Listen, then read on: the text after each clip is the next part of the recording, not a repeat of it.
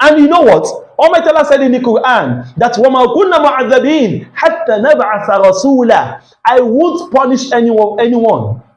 I won't punish anyone until and unless I send a messenger to them to correct them, to call them to the path. Probably maybe they forgot, maybe they don't know, maybe they are not aware. I will send messengers to them. I will send prophets to them. I will send callers and preachers and scholars to them to correct them, to preach to them, to teach them. But after sending messengers to them and they still arrogantly and ignorantly reject the message, then they are liable to be punished. Is this not enough as an excuse? Just like you, a class teacher, you have your students, then you give them assignments. You send the class captain to them that students do this assignment.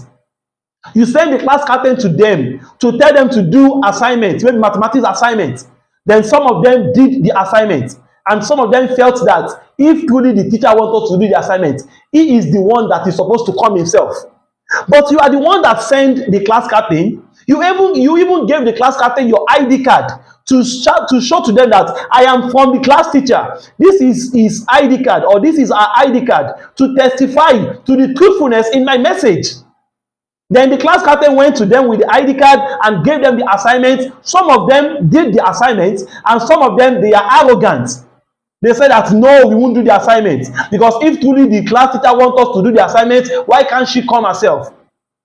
Yes, she can come herself, but she decided to delegate it to one amongst you. And any message delegated, it has the same weight as the person that delegates the message. So you, as the class teacher, after giving them the assignment, and some of them did it and some of them did not do it because you did not come yourself, you delegated their class captain, would you accept such kind of excuse? You gave them the evidence already. You send the class captain with your ID card.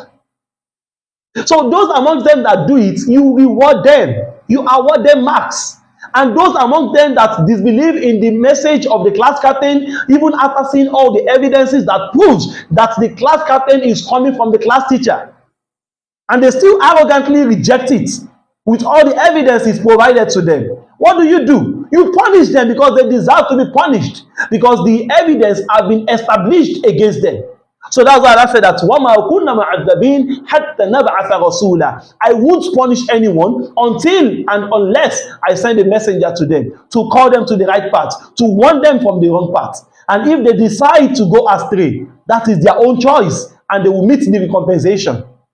So Almighty Allah created us, and He gave us all what we need to know what is right from what is wrong. Then He sent messengers to us to show us what is right from what is wrong. Then it is up to us to make the decision either to follow what is right or to follow what is wrong. But He knows those amongst us who will follow what is right and those that will follow what is wrong. So it is not Him that wants us to follow what is wrong, but He knows that we will follow what is wrong.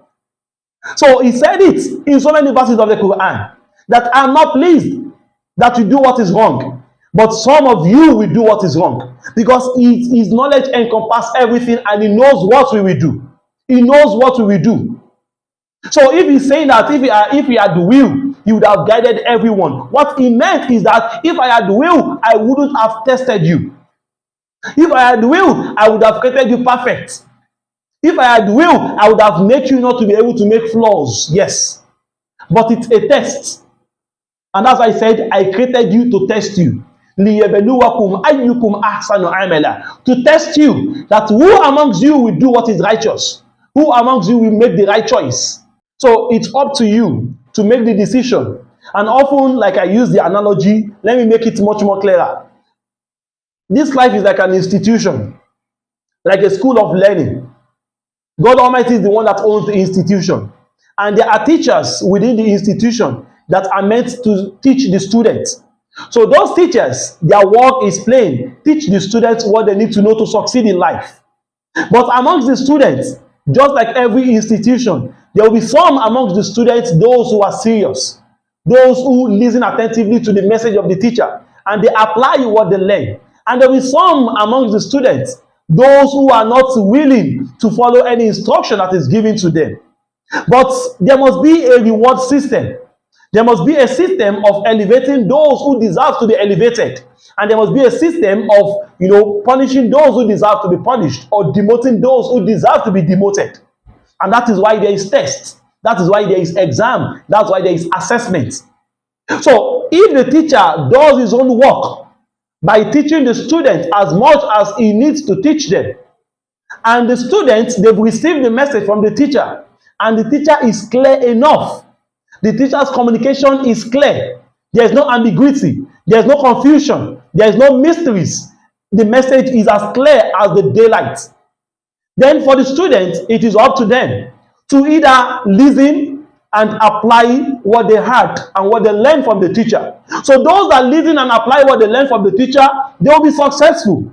And those that decide to, they don't take the teacher serious, they don't take their class serious, then when the result is out, they will blame themselves. Because if you don't sow, you can't expect to reap. You can't reap what you don't sow. You can't gain what you don't invest in. So now, from the teacher's end, the teacher's own is to convey the message. And the teachers are like the prophets. They are meant to deliver the message to the students. And if the students, if they follow the message of the teacher, it is for their own benefit, not for the benefit of the teacher. Even though the teacher will be happy that I teach you and you are able to, emulate and practice what I teach you. But still, the maximum benefit belongs to the students. The student will get promoted. The student will get elevated. And if the student decides that they won't follow the message of the teacher, just like those who decide not to follow the message of the messengers, it is at their own detriment. Because وَمَا عَلَى الرَّسُولِ إِلَّا الْبَلَاغُ الْمُبِينُ. What is obligatory upon the prophet is to convey the message. So if they convey the message, if you listen and you follow, it's for your own self. And if you listen and you disobey, it's at your own detriment. So now, we have some among the students, those who listen and they obey, and they still try to assist other students like them. Listen to this. The teachers have conveyed their message. Then some among the students, the A students, those who understand very well, those who are applying what they learn, they follow the instruction of the teacher. They are the A students. Then they are not selfish. They still try to carry others along. They still try to teach their colleagues.